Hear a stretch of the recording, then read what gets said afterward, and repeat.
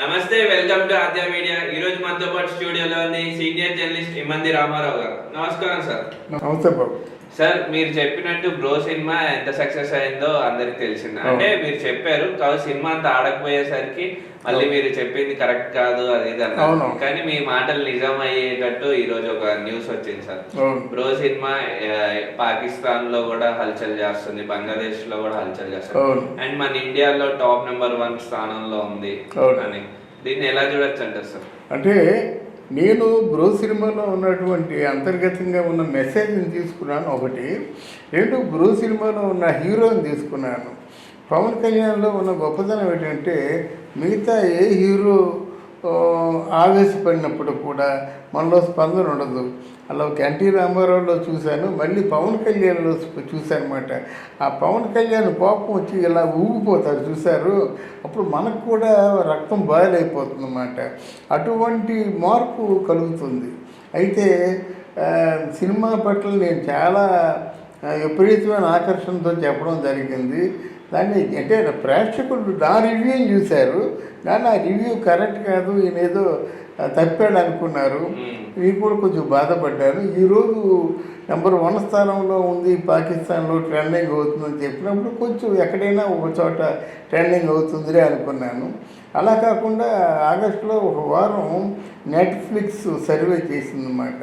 ఆ సర్వే ప్రకారంగానే ఇండియాలో కూడా నెంబర్ వచ్చి, అంటే ఆ వారం రోజులకి నెట్ఫ్లిక్స్ చేసిన సర్వే ప్రకారంగా ఓటీటీలో మంచి ట్రెండింగ్లో ఉంది, ఇండియాలో నెంబర్ 1 స్థానంలో ఉంది. తర్వాత నాన్ ఇంగ్లీష్ మూవీస్లో 7th పొజిషన్, అంటే నాన్ ఇంగ్లీష్ మూవీస్లో 7th ప్లేస్లో ఉంది. బంగ్లాదేశ్ పాకిస్తాన్ లో కూడా 8th ప్లేస్ లో ఉంది. పాకిస్తాన్, చైనాలో కూడా చాలా బాగుంది. అది ఇక్కడ ఏంటంటే తెలుగు సినిమాకి ఇతర దేశాల్లో ఆ ట్రెండింగ్లో ఉన్నది చాలా ఆశ్చర్యకరమైంది, ఆనందకరమైంది. అంటే తెలుగు సినిమా తాలూకు స్టామినాని పెంచింది బ్రో. గర్వపడాల్సిన విషయానండి. ఎందుకంటే వాళ్ళు అంటే వాళ్ళ తాలూకు మనోభావాలకి దగ్గరగా వెళ్తుంది సినిమా. అది మనం గర్వపడాలి. వాళ్ళ తాలూకు మనోభావాలు వేరుగా ఉంటాయన్నమాట. అంటే తెలుగు వాళ్ళ ఆలోచన విధానం ఇతర దేశస్తుల తాలూకు మనోభావానికి చాలా దగ్గరగా ఉండడం అన్నది అంటే మన తెలుగు మేకర్స్ తాలూకు ఆ గొప్పతనానికి తార్కాణం. అంటే తెలుగుకి మాత్రమే కాకుండా హిందీ, ఇంగ్లీష్, మిగతా భాషల్లో కూడా అది నెంబర్ 1 ప్లేస్లో ఉండడం, నెంబర్ 7th ప్లేస్లో ఉండడం, అది మాత్రం ఓటీటీలో నెంబర్ 1 రావడం. నెట్ఫ్లిక్స్ అంటే చాలా పెద్ద సంస్థ, కొన్ని వేల కోట్ల రూపాయలు పెట్టుబడితో ఉన్నటువంటి సంస్థ సర్వేలో నెంబర్ 1 రావడం, ఇదంతా కూడా మనం గర్వించదగ్గ విషయం. తర్వాత పవన్ కళ్యాణ్ విజయపదం కేసు వెళ్తున్నాడు, దూసుకుపోతున్నాడు.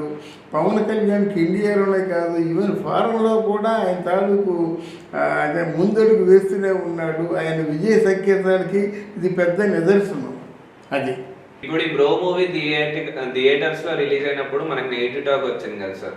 ఇప్పుడేమో మళ్ళీ ట్రెండింగ్ అని న్యూస్ లో వస్తున్నాయి. దీన్ని ఎలా చూడొచ్చు అంటారు? ఎలా చూడొచ్చు అంటారండి, పవన్ కళ్యాణ్ వారాహి యాత్రలు ఏమన్నారు, ఇది వారాహి ఒక రథమా, దాన్ని మేము తిరగనిస్తామన్నారు. ఇప్పుడు ఏం చేశారు, వాటి బోర్లు పడుతున్నారు, మోకళ్ళు పడుతున్నారు. ఇప్పుడు అంటే పవన్ కళ్యాణ్ ఉత్తరాంధ్ర రథయాత్ర ఎలా ఉంది. ఇప్పుడు పవన్ కళ్యాణ్ తాలూకు కెరీర్ గురించి చెప్పుకోవాలంటే వారాహి రథయాత్రకు ముందు, వారాహి రథయాత్రకు తర్వాత అంటున్నారు. అందరికీ మామూలుగా వణుకు బయలుదేరిందండి. ఆయన బయలుదేరుతుంటే ఆ వణుకు బయలుదేరింది. తర్వాత గాజువాక లాంటి ప్రాంతంలో ఆయన వారాహి మీద అనౌన్స్ చేస్తున్నట్టయితే లక్షల మంది వచ్చి అంటే ఆయన మూగిపోయినారు జనాలు.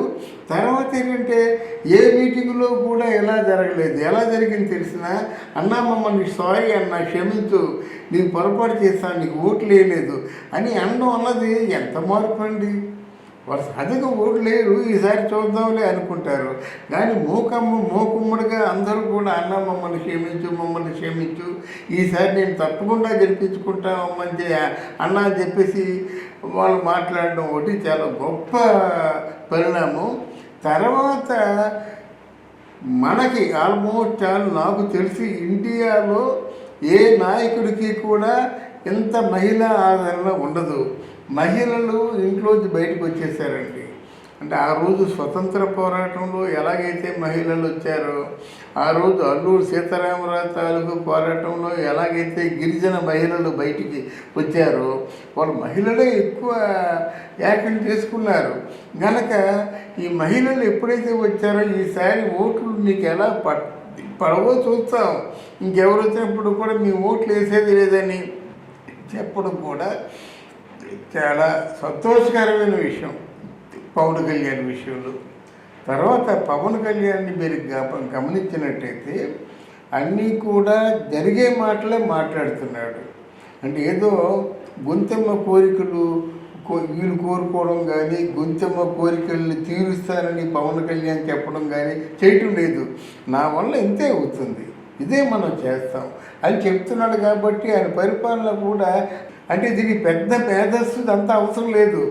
మనకి ఏదైతే ఉంటుందో తీరుస్తాం. ఫర్ ఎగ్జాంపుల్ రోడ్లు బాగాలేవు, రోడ్లు వేస్తాం. ముందు ఫస్ట్ ఎవరితో పని అదే కదా. ఆరోగ్యం బాగాలేదు, ఆరోగ్యం అంటే ప్రాథమిక వైద్యశాలలో మందులు పెట్టిస్తాం. ఒక డాక్టర్ మాత్రం ఉంటాడు 24 గంటలు, స్టాండ్ ఎప్పుడు ఉంటాడు. 10 మంది డాక్టర్లు అవసరం లేదు, 10 జీతాలు ఇవ్వదు అవసరం లేదు. అలాగే గవర్నమెంట్ బళ్ళు అన్నీ తీసి పారేశారు, అన్ని బళ్ళే అంటే ప్రైవేట్ బళ్ళే. అలా కాకుండా గవర్నమెంట్ బళ్ళు ఉండాలి, 2 టీచర్స్ చాలు, లేదా ఏకోపాధ్యాయ పాఠశాల పెడతాము. ఇలాగా తనకి ఎంతవరకు అయితే సాధ్యం అవుతుందో అంతవరకే ఎస్టాబ్లిష్మెంట్ చేసుకుంటూ వెళ్తారన్నమాట.